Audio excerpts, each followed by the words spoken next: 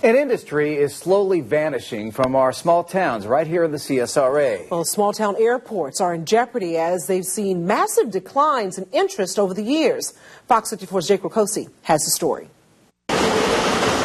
In rural, idyllic Barnwell, South Carolina sits P.F. Beck's little slice of heaven. And I've been flying for 52 years, so always interested in something aviation. A 1929 Pete and Pole airplane. He built it by hand, and it's his pride and joy.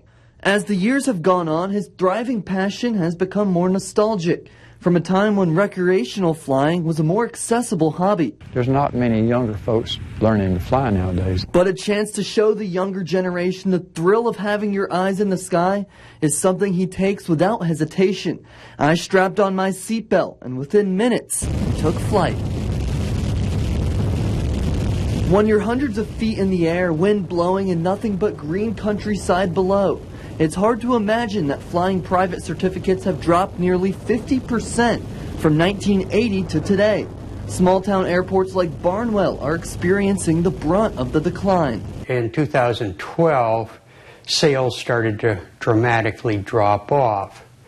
A lot of that, I assume, is because of the economy. A lot of small airports have ran into the same problem. Barnwell Regional Airport Manager Timothy Freer says he has to aggressively court business into his airport to keep it running.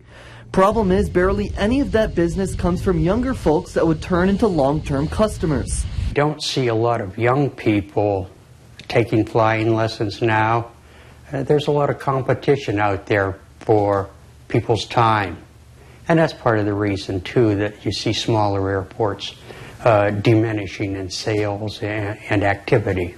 You'll see a small airport in nearly every town in the CSRA. Here in the South, like the Barnwell Airport, they were used to train pilots for World War II. And for pilots like P.F. Beck, it sparked the generation's interest in aviation. I used to run outside when I'd hear airplanes flying over our house out in the country. I'd look up and there'd be hundreds of planes there. Didn't know what they were at the time, but they were bombers practicing their formation flying. Beck finishes his flight with me, handing me a card with the number 295. That's how many people he's taken for a ride in his prized possession.